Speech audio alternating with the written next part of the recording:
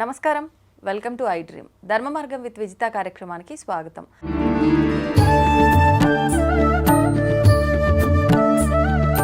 నమస్కారం గురుగారు. నమస్కారం మా విజిత. గురుగారు, కనకదార స్తోత్రం ఈ మధ్య కాలంలో ప్రతి ఒక్కరు కూడా అంటే ఏం చేసినా కూడా మాకు ఫలితం లేదు అని పూజలు ఇలాంటి పక్కన పెట్టి స్తోత్ర పారాయణల వైపు ఎక్కువగా మొగ్గు చూపుతున్నారు. అలా చూసుకుంటే కనకదార స్తోత్రము అనగానే కనకదార అంటే మనకు బంగారం వర్షం, ధనమే వర్షంలో కురుస్తుంది అని చెప్పి ఇది ఒక నమ్మకం అయిపోయింది. అంటే అలా కురుస్తుంది అని చెప్పలేం, కానీ అసలు ఏంటి మనం అర్థం చేసుకునేది కరెక్టేనా? ఈ కనకదార స్తోత్రం యొక్క వైశిష్ట్యం ఏంటి? అది చేయటం వల్ల మనకెటువంటి ఫలితం ఉంటుందో తెలియజేయండి. కనకధారాస్తవము అనేటటువంటిది జగద్గురు అయినటువంటి ఆదిశంకరాచార్యులు వారు ఆయన లక్ష్మీ అమ్మవారిని ఉద్దేశించి చేసిన స్తోత్రం. అయితే భక్తులు మనందరము నమోస్తు విష్ణు వల్లభాయై, నమోస్తు కృష్ణ వల్లభాయై అని ఉంటాయి మంత్రాలు, చాలా బాగుంటాయి అవి. అయితే జగద్గురు ఆదిశంకరాచార్యులు వారు చిన్నప్పుడు కాలడి అని కేరళలో గ్రామంలో పుట్టారు.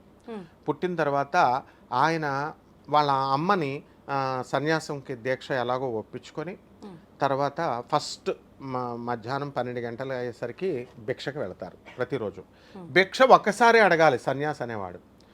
ఇవ్వకపోతే, భిక్ష వేయకపోతే ఇంకా ఆ రోజు పసుతో ఉండాలి వాళ్ళు. రోజులో ఒక్కసారి అడగాల, ఒక్కరినే అడగాల ఫస్ట్ టైం. వాళ్ళు ఇవ్వకపోతే ఇంకా భిక్ష కడుపుతో ఉండిపోవాలి. ఇది సన్యాస దీక్ష. ఆ తర్వాత ఆ రోజు సాయంత్రం మళ్ళీ ఆ ఊర్లో ఉండకూడదు, నెక్స్ట్ ఊరు వెళ్ళిపోరు. మరి ఇప్పుడున్న స్వామీజీలు అందరూ ఎలా ఉంటున్నారు? సన్యాస దీక్షలో ఉండట్లేదు. అప్పుడు ఆ గర్భదరిద్రురాలైనటువంటి ఆవిడని సెలెక్ట్ చేసుకుంటాడు ఆయన. ఆయన మామూలు సన్యాసి కదా, ఆమెను ఉద్ధరించాలి కదా. జగద్గురు ఆదిశంకరాచార్యులు వారు ఎవరు? సాక్షాత్తు శివస్వరూపం. అందువలన ఆ పరమేశ్వరుడే పుట్టాడు కాబట్టి వీళ్ళను ఉద్ధరించాలి అని చెప్పి వాళ్ళ ఇంటికి వాళ్ళకు విముక్తి పొందించడం కోసం అంతే మరి. అందువల్ల నృసింహ సరస్వతి దత్తాత్రేయ స్వాముల వారు కూడా గొప్ప వాళ్ళ ఇళ్ళకి వెళ్ళడు. అలాగే శ్రీకృష్ణ పరమాత్మ కూడా కుచేరుడి ఇంటికి వెళ్తాడు. దుర్యోధనుడు ఏమంటాడు? నేను ఇన్ని పిండి వంటలు, ఇన్ని డైమండ్స్ ఇవన్నీ తెస్తే నావి తీసుకోకుండా దరిద్రుడు మురుగుపోయిన అటుకులు ఇస్తుంటే వాడి దగ్గరికి వెళ్ళాడు అంటాడు దుర్యోధనుడు. అలాగే ఇక్కడ ఉన్న భక్తులు కూడా అలాగే అనుకుంటారు. అప్పుడు ఆ తల్లి ఏం చేస్తుందంటే ఆమెకు ఒకే ఒక ఉసిరికాయని శివుడికి నైవేద్యంగా పెట్టుకుంది. ఆ రోజు ఆమెకి తిండి లేదు. ఆ రోజు మధ్యాహ్నం ఆమె తినాలది.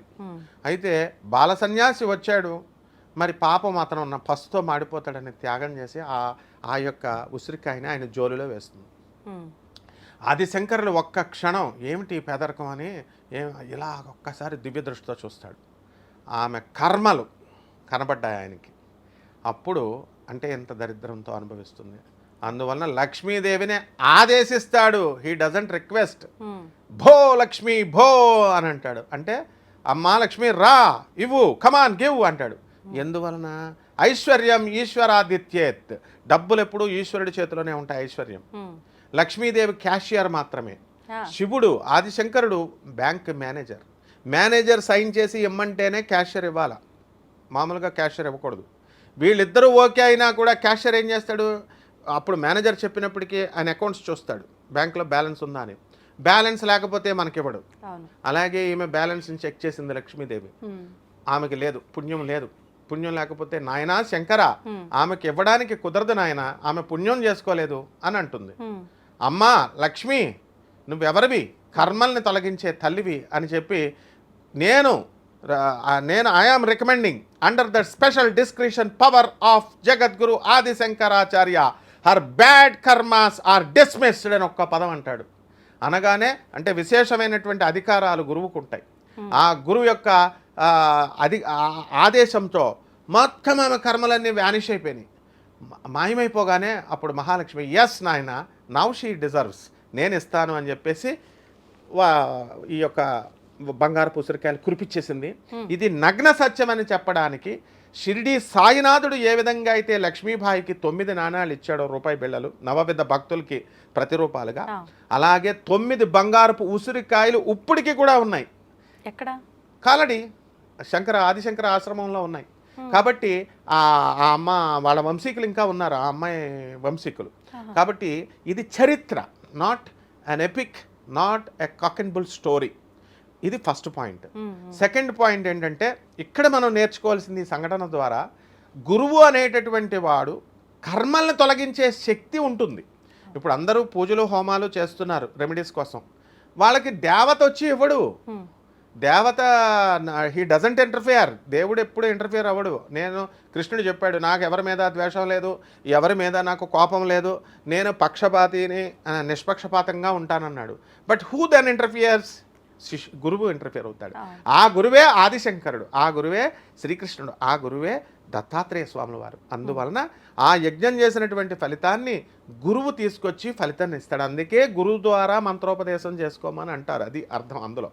కాబట్టి ఆ అమ్మాయికి జగద్గురువు అయినటువంటి ఆదిశంకరాచార్యులు కర్మాన్ని తొలగిస్తాడు. అందువల్లనే మనందరం కూడా ఎప్పుడు శంకరా పాహిమాం శారదా రక్షమాం అని అడిగినప్పుడు, ఈ కనకదారాస్తవాన్ని చదివినప్పుడు ఉసిరికాయలు గ్యారంటీగా కురుస్తాయమ్మా. నేను ప్రాక్టికల్గా చెప్తున్నాను. నేను చాలామందిని చూశాను. ఒక ఆవిడ 3 సంవత్సరాలు, నేను మా అమ్మగారు అత్యంత పేదరికంలో ఉన్నప్పుడు మేము చదివితే మాకు ఎక్కడి నుంచి వచ్చినాయో డబ్బులు వచ్చినాయి సార్ మాయలాగా. అంటే నిజమమ్మా, అది అమ్మవారు ఇచ్చిందే అన్న. ఎవరి విషయంలో జరిగింది? ఒక ఆమె విషయంలో, ఆమె వాళ్ళ అమ్మగారు నమ్మకంతో కనకదారాస్తవం 3 years కంటిన్యూస్గా చేస్తే 3 yearsలో కూడా వాళ్ళకి కావలసినంత డబ్బు వచ్చిందంట. అలా ఎన్నో ఎగ్జాంపుల్స్ ఉన్నాయి. కొబ్బరి బొండంలోకి ఎలాగైతే నీళ్లు లోపలికి వచ్చేస్తాయో ఆ విధంగా ఐశ్వర్యం వచ్చేటప్పుడు వస్తుంది. ఐశ్వర్యం పోయేటప్పుడు ఎలాగైతే ఒక వెలగ పండు ఉంటుంది, ఆ వెలగ పండుని ఏనుగు రెట్ట వేసినప్పుడు మింగుతుంది తొండంతో.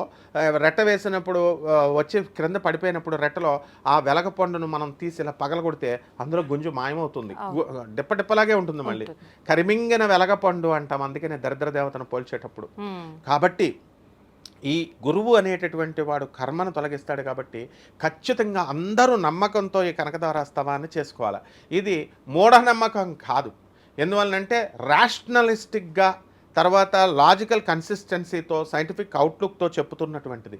ఇది అమ్మవారు క్రియాశక్తి, పని చేయమంటుంది. పని చేసినప్పుడు నేను నీకు డబల్ చేస్తాను అని జగద్గురు ఆదిశంకరాచార్యులు వారు అదే చెప్తారు. పురుష ప్రయత్నము, దైవానుగ్రహం 2 ఉండాలి. ఒక ఎద్దుల బండికి 2 చక్రాలు. పురుష ప్రయత్నం నువ్వు చేసినా, దైవానుగ్రహం లేకపోయినా నీకు రాదు. దైవానుగ్రహం ఉండి నువ్వు పురుష ప్రయత్నం చేసుకోకుండా దుప్పటి కప్పుకొని ఇంట్లో పడుకున్నా నీకు రాదు. 2 ఉన్నప్పుడు మాత్రమే వస్తుంది. ఆ 2 ఉన్నటువంటి శక్తినిచ్చేటటువంటి ఆ క్రియాశక్తే కనకధారాస్తవం. అందువలన చాలామంది చేశామండి, మాకు రాలేదండి ఫలితాలు అంటే మనలో లోపమే తప్ప అమ్మవారిలో లోపం కాదు, ఆ స్తోత్రంలో లోపం కాదు, దాన్ని రాసినటువంటి జగద్గురువైనటువంటి ఆదిశంకరాచార్యుల లోపం కాదు. ఎలా చేయాలండి ఇంతకీ స్తోత్ర పారాయణం? శుభ్రంగా స్నానం చేయడం, శుభ్ర వస్త్రాలు ధరించుకోవడం, ప్రత్యేక నియమాలు ఏమీ లేవు.